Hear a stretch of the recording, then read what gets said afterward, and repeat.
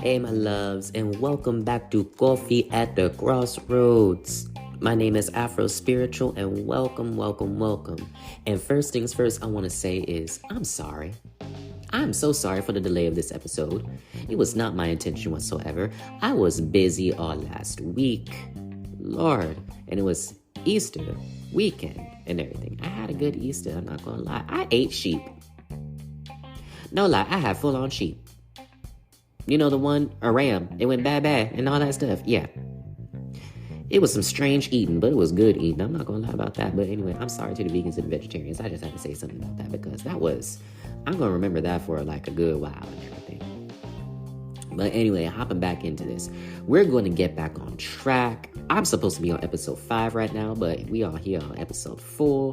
And that is okay. You know why? Because everything happens for a reason. Everything happens for a reason. As my grandma always says, God is an on-time God, never a delayed or a late God whatsoever. So everything in divine timing and divine alignment now. Okay, so let's get to cracking. Let's see here. I will do my best to get episode 5 out here, possibly by this weekend and everything. That way I can turn around and plan for episode 6 in hopes of getting a guest speaker on. Now, I'm not going to reveal who that guest speaker might be, but we're going to dive into some stuff, okay? So sit tight. Be patient. I hope y'all enjoy this episode, and we're going to jump right into it again. Now, this episode is more geared for my overseas listeners, especially those who don't know much about Black history and what we had to endure here throughout the history of the United States, from slavery and oppression to segregation and Jim Crow, all the way up to integration and today, okay? Now, I will tell you this. If you have a weak stomach, you might not want to listen to this. If you feel your feelings are going to get hurt, this is your time to change it up now. Because if y'all know me, I say it like it is. I'm not going to mince my words whatsoever. All right? So if you still want to listen, especially to my U.S. followers who don't know any of this information or only know a tidbit, pop a squat, sit a spell, and we're going to get right on in here. Now, this information I'm getting ready to talk about can easily be read in this book called Medical Apartheid, okay, by Harriet A. Washington. And it's a good book. It speaks of the cruel experimentation on Black individuals in the United States for the sake of medical advancement. For the sake of medical advancement, y'all. Now, no human should be experimented on whatsoever, especially in cruel settings, okay? But that's the history of Black folk. We're always being martyred and experimented on and treated cruelly for the sake of advancement in some way, shape, or form. Sadly. But we are an enduring people. But let's get on into this. From Black babies being fed to gators, which is called gator bait, y'all, which happened in Louisiana, Mississippi, and Florida, where white men will pay or give or strip away the baby from a Black woman and use it to be able to lure and trap gators. Nothing pretty. And did those babies make it out alive? Rarely. From being raped and molested.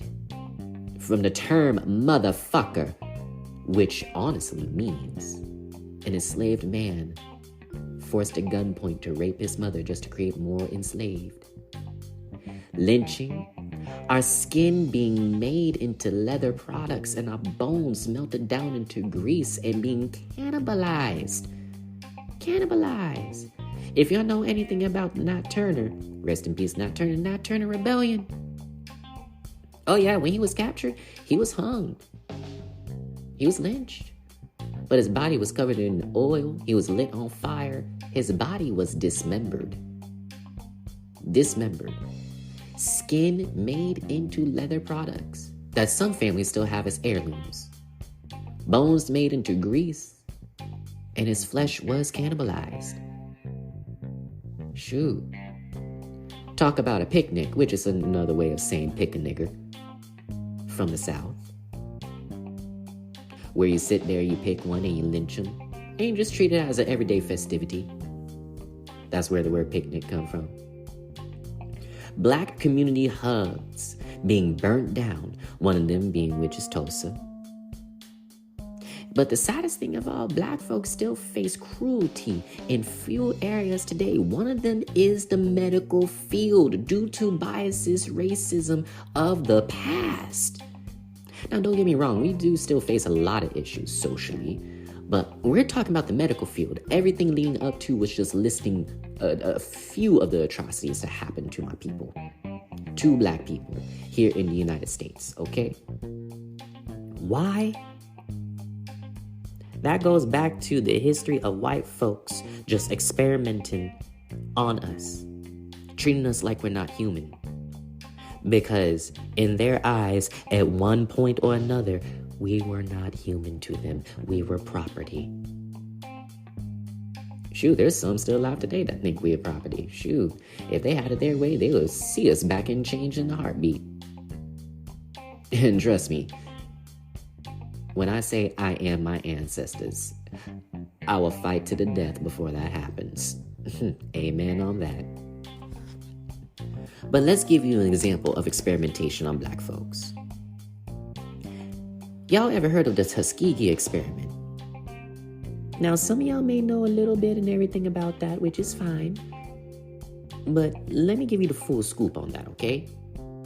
This is where the U.S. Public Health Services and the Center of Disease Control, aka the CDC, conducted a study, more like an experiment, but they list it as a study, but we all know experiment, between 1932 and 1972.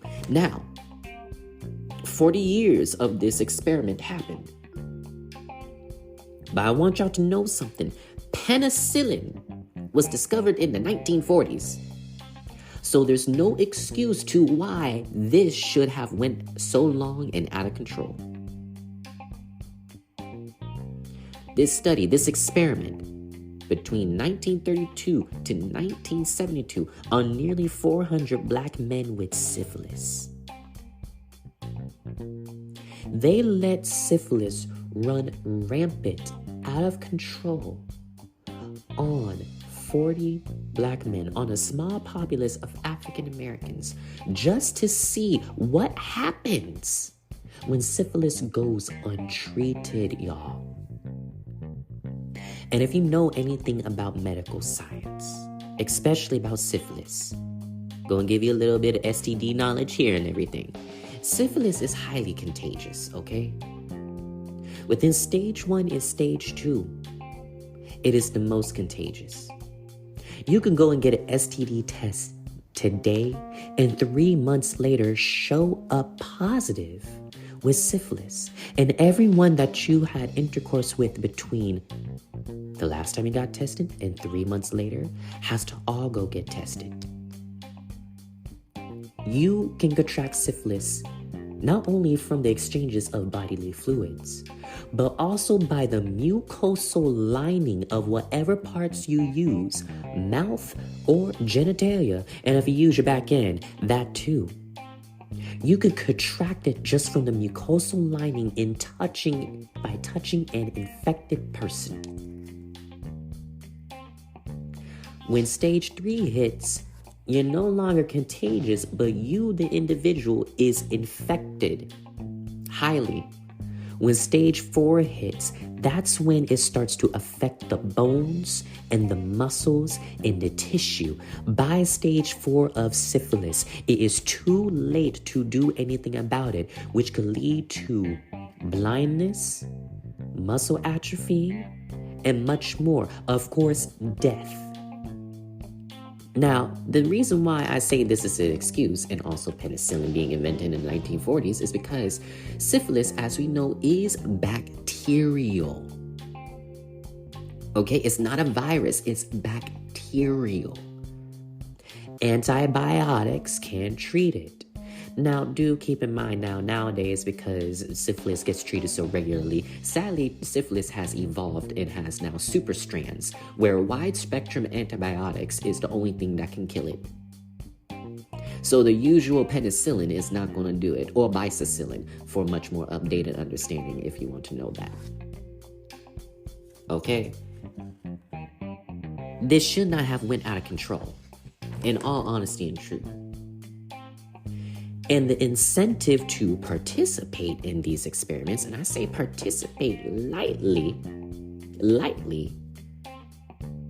was that they would receive free care, which they did not. They did not receive treatment because the government's excuse is that they ran out of funding. They ran out of funding, but they kept an experiment going. Make that make sense? And these men obviously were not aware. And by the end of the experiment, 40 years, because syphilis takes a long time to take someone's life, depending on your immune system and everything, over 100 black men died. Obviously, we know what happens when, we know how to treat syphilis. We know what happens when it goes out of control. But basic penicillin, once again, invented in the 1940s, technically 1947. So what excuse did the government have? Saying that they ran out of funding was a lame excuse. Cruel experimentation on black folks. And the sad thing is, no compensation was given for these deaths. Just an apology. Just an apology. Okay? This is one of the many reasons why, especially now that you have today, African Americans, black folk here in the South and all over the United States, through slavery and oppression all the way up until now, for the most part relied on our own healing ways, which white folks came to covet as well. Shoot, it was not uncommon for massa to come out from the big house and everything, go out into the field and get treatment from one of the enslaved. Because our ways in medicine was much better, because back in those days, they were still injecting mercury into people's blood thinking it was doing something. Shoot, they didn't even know how to be clean in the first place. So shoot. Goodness. But the thing is that over time, it became a death sentence for us black folk to practice our healing ways, which was saving lives. And at the same time, ensuring that longevity was a reality. It was a death sentence to see white Southern doctors. Until a law was passed in Virginia. And then it went around and was passed in all areas of the South due to the fact that they feared that black folk was going to poison them if they administered medicines. Now, don't get me wrong, with all the uprisings and everything that was happening. I mean, valid point. But still, this is the law that was enacted in Virginia in 1748, and then it passed throughout the South gradually over time. And it reads, any Negro or other slave to administer any medicine whatsoever under pain of death without benefit of a clergy. What that translates to is simply this.